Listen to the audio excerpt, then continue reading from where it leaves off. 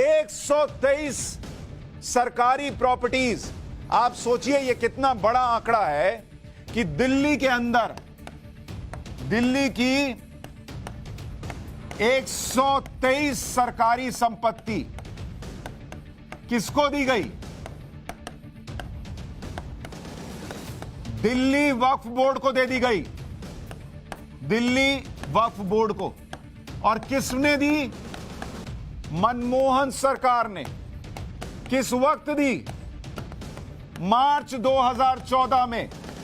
मार्च 2014 यानी चुनाव शुरू होने के ठीक पहले 123 सरकारी संपत्ति दिल्ली की वक्फ बोर्ड को दे दी गई। सरकारी संपत्ति मार्च 2014 में।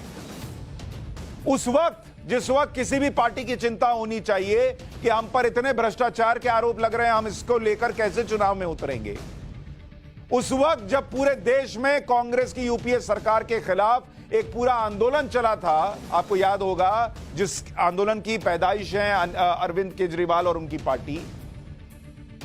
उस वक्त जब निर्भया कांड जो हुआ उससे देश हिल गया था, उस वक्त चुनाव में कैसे जीत दर्ज करनी है उस पर फोकस करने की बजाय एक सरकार चुनाव की घोषणा के ठीक पहले एक गजट निकाल देती है और 123 संपत्ति वक्फ बोर्ड को दे देती है। इस गजट में दिल्ली की इन 123 प्रॉपर्टीज के नाम दिए गए हैं और यह कहा गया है कि इन प्रॉपर्टीज पर अब सरकार अपना अधिकार छोड़ रही है और इन्हें दिल्ली वक्फ बोर्ड के हवाले किया जा रहा है।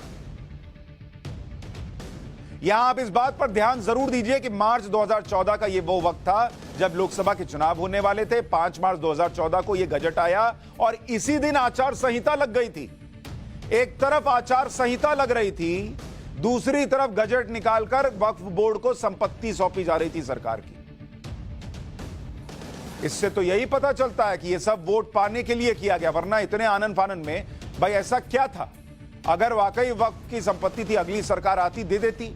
उधर आचार संहिता लग रही है, इधर जो है वक्फ को संपत्ति दी जा रही है। वो संपत्तियां जिन पर सरकार का दावा था उन्हें वक्फ बोर्ड को दे दिया गया, क्योंकि जिस दिन 2014 के चुनाव के लिए आचार संहिता लगनी थी उस दिन मनमोहन सिंह की कांग्रेस सरकार के लिए सबसे जरूरी काम ये गजट जब छपवाना रह गया था। ये 5 मार्च 2014 का गजट है जिसमें साफ साफ लिखा है कि दिल्ली में लैंड एंड डेवलपमेंट ऑफिस की 61 और दिल्ली विकास प्राधिकरण यानी डीडीए की 62 संपत्तियां वक्फ बोर्ड को सौंप दी जाएंगी। इस सरकारी गजट में लिखा है कि लैंड एंड डेवलपमेंट ऑफिस और दिल्ली विकास प्राधिकरण के कंट्रोल में आने वाली वक्फ संपत्तियों पर अपने अधिग्रहण के अधिकार को छोड़ देगी सरकार। और इन 123 संपत्तियों को वक्फ बोर्ड को सौंपने के लिए बस 2 शर्तें रख दी गई कि इन संपत्तियों के एवज में सरकार या डीडीए या अन्य कोई सरकारी एजेंसी मुआवजा नहीं देगी। अरे जब जमीन ही दे दी है तो मुआवजा क्या दीजिएगा बॉस? करोड़ों की जमीन दे दी है। और दूसरी शर्त कि दिल्ली वक्फ बोर्ड ने इन संपत्तियों से जितने केस सरकार के खिलाफ किए हैं उन्हें वापस ले लिया जाए।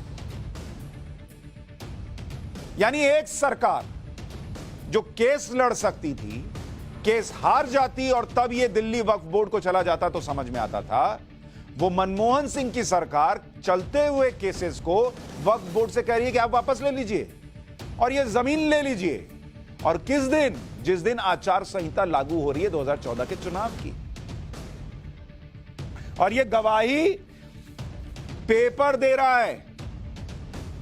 मुस्लिम वोट बैंक के लिए ये सब नहीं हुआ तो बताए कि लोग कि जिस वक्त आचार संहिता लागू हो रही थी 123 संपत्तियों का जब केस चल रहा था तो आने देते कोर्ट से फैसला। क्यों नहीं कोर्ट से फैसला आने दिया? क्यों कह दिया कि वक्फ को दे दीजिए? इन 123 संपत्तियों में कई संपत्तियां ऐसी हैं जो दिल्ली की प्राइम लोकेशन पर हैं और इनकी कीमत करोड़ों रुपए है। इनमें से कुछ संपत्तियों के बारे में आपको बताता हूं, ये पढ़िए। संपत्ति का नाम इसमें दिया हुआ है, जैसे पक्का मजार मस्जिद के निकट जेपी अस्पताल के भीतर की संपत्ति। बताइए, मस्जिद और कब्रिस्तान फजल मोहम्मद रामलीला मैदान तुर्कमान गेट पर दे दिया वक्फ बोर्ड को। जाब्तागंज मस्जिद इंडिया गेट के निकट, मानसिंह रोड इंडिया गेट के निकट, सोचिए कितना प्राइम लोकेशन है, वो दे दिया। मस्जिद निकट हनुमान मंदिर Irwin road, Jama Masjid red cross road, संसद भवन के निकट, संसद भवन के पास की संपत्ति दे दी वक्फ बोर्ड को कि ले जाओ, वक्फ बोर्ड की संपत्ति है। ऐसी पूरी लिस्ट है बॉस 123 संपत्ति की। और अगर केस हार जाते तो समझ में आता था, खुद से दे दिया, क्या देख के दे दिया, और अगर देख रखा था तो केस किस बात का लड़ रहे थे। और इतनी क्या, ऐसी क्या चीज दिख गई चुनाव के ठीक पहले कि उठाकर वक्फ बोर्ड को दे दिया। और यह सरकार की, मनमोहन सिंह की, सोनिया गांधी की, यूपीए सरकार की संपत्ति है बॉस, ये हमारी आपकी देश की संपत्ति है। दे दिया उठाकर वक्फ बोर्ड को चुनाव के पहले।